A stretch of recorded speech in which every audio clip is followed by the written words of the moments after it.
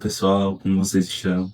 Hoje iremos iniciar, né, mais um conteúdo, né, no nosso módulo, né, da Teoria Geral da Administração, e iremos abordar hoje a Escola das Relações Humanas.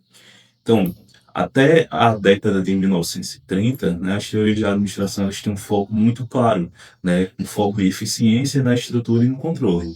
Então, por um lado, Taylor queria aperfeiçoar a tarefa. No outro, Fayol queria organizar a estrutura. Já no outro, Weber queria legitimar a autoridade.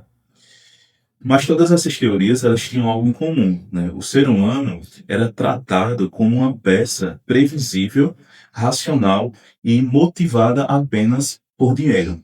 E esse modelo ele ficou conhecido, né, como Homo economicus, né? Ou seja, pessoas motivadas apenas, né, por aspectos financeiros. Só que o tempo foi passando e com esse tempo o modelo começou a mostrar limitações. Então, dentro das fábricas existiam alta rotatividade, desmotivação, conflitos internos, né? E é nesse contexto, né, que surge a escola de relações humanas. Então, essa escola ela destaca a ênfase da tarefa, ela desenvolve, na verdade, a ênfase da tarefa, da estrutura, da autoridade para as pessoas e os seus grupos. Então, a preocupação ela passa de algo extremamente técnico para aspectos psicológicos e sociais. E uma maior prova empírica dessa escola foi os experimentos de Hawthorne, né? Esses experimentos aconteceram numa fábrica de equipamentos telefônicos em Chicago, no bairro de Hawthorne, por isso o nome, né? Experimentos de Hawthorne. E essas pesquisas aconteceram em 4 fases distintas, no período de 1924 a 1932, ou seja, durante um período de 8 anos. Na primeira fase, os pesquisadores eles queriam descobrir se condições físicas, né, como a iluminação, ela ia afetar a produtividade, né, dos colaboradores. Resultado, a produção ela crescia mesmo quando a luz aumentava ou a luz diminuía. Então, havia algo além daquelas condições físicas que influenciavam o trabalho desses colaboradores. E aí passou-se para a segunda fase do experimento. Na segunda fase, faziam parte desse experimento 6 mulheres. Essas 6 mulheres elas foram isoladas para montar relés elétricos. O experimento durou cerca de 5 anos, com pausas, horários e condições variadas.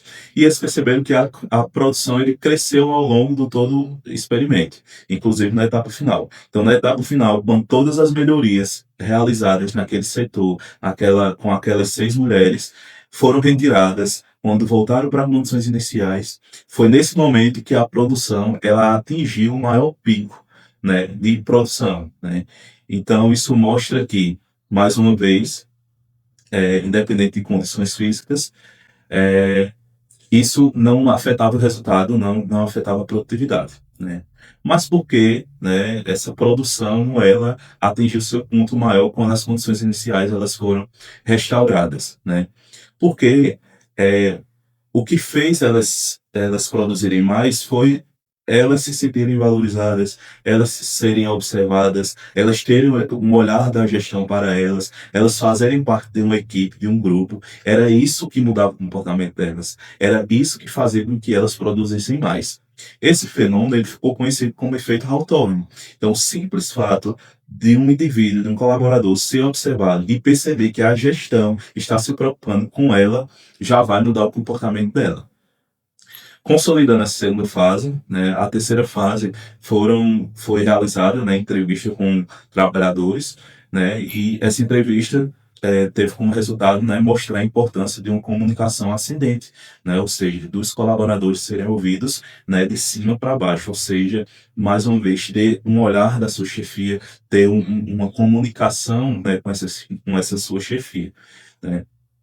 A quarta e última fase, né, foi realizada com 14 homens. Né, esses 14 homens eles foram observados montando os componentes elétricos dentro dessa mesma fábrica. O que os pesquisadores encontraram, de certa forma, foi surpreendente, né? É, Era que o grupo, né, específico, esses 14 homens, eles controlavam, eles limitavam voluntariamente essa produção, né? Ou seja, ninguém deveria produzir mais, ninguém deveria produzir menos. Quem fugia da norma do grupo sofria pressão social. Ou seja, mostrou que o que é mais importante é esses grupos sociais, esses grupos informais que vão ser formados, né, dentro das organizações. Então, conclusão é que a produção ela não era um problema de engenharia, ela é um problema de relacionamento de grupo, né? E então esse experimento ele demonstra isso para a gente. Quem estava participando desse experimento e quem, de certa forma, é o nome central dessa escola de relações humanas é o psicólogo Elton Mayo, né? Então, Elton Mayo é um pesquisador, um psicólogo australiano, foi professor da da Harvard Business School e foi protagonista dentro desse experimento. A ideia de Mayo, ela é simples, mas ela é poderosa, né? Ele diz que as necessidades sociais e emocionais dos trabalhadores são tão determinantes quanto as financeiras. E é nesse sentido, né, que surge a ideia do Homo socialis, né?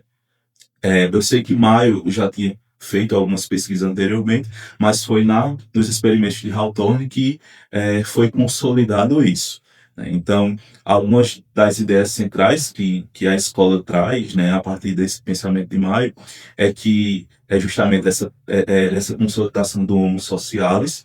Então, ao contrário do Homo econômicos da escola clássica, que era motivado exclusivamente por dinheiro, no Homo socialis, o homem, né, o ser, ele tem algumas outras necessidades. Necessidade de segurança, de afeto, de aprovação, de prestígio, de autorrealização, né? E ele é condicionado pelo grupo em que vive, pelo ambiente que está, né? Um ambiente ao seu redor. E não é, como no Homo econômicos, uma máquina racional e extremamente previsível. A segunda ideia dessa escola é dos grupos informais. Então, essa escola ela mostrou que dentro de qualquer organização vai existir grupos informais, vão existir grupos espontâneos que não vão estar previstos em nenhum organograma, né? Esses grupos eles vão satisfazer a necessidade da estrutura formal, que a estrutura formal não vai conseguir suprir, né? Então, vai formar a identidade das pessoas, vai mudar seus comportamentos, né? Vai controlar até o ritmo de produção, como a gente viu aí na quarta fase dos experimentos de Hawthorne. E outro ponto, outra ideia central dessa escola é que é importante que exista uma liderança democrática dentro da organização, ou seja, uma liderança que permita, um líder que permita que os colaboradores sejam ouvidos, né? Que consulte os colaboradores, porque isso vai gerar muito mais comprometimento do que simplesmente um líder autocrático que vai só coordenar e controlar. Certo, pessoal? Para finalizar, né, toda teoria vai ter críticas, né, nos aspectos relacionados à escola das relações humanas. Algumas críticas mais consistentes estão relacionadas, né, a essa preocupação demais, né, com o bem-estar do trabalhador. Então, os industriais questionavam isso. Por outro lado, os psicólogos diziam que as conclusões, né, dessa escola eram corretas, mas que eram óbvias, né, grupos já eram estudados antes de Hawthorne.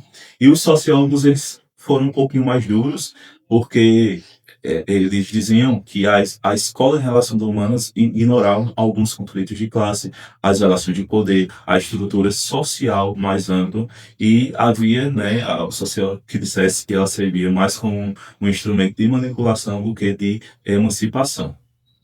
Então, mesmo com todas essas críticas, né, o legado da escola de relações humanas ela é inegável, porque ela abriu caminho para tudo que a gente conhece hoje, né, ela foi base, né, para algumas outras teorias, né, como a de Maslow, pirâmide das necessidades, como a de McGregor, e para a gestão participativa e a gestão de pessoas, como a gente conhece hoje. Então, pessoal, se vocês tiverem mais alguma dúvida relacionada ao assunto, vocês podem colocar seu questionário no fórum que está anexado a esse vídeo, né? Até a próxima.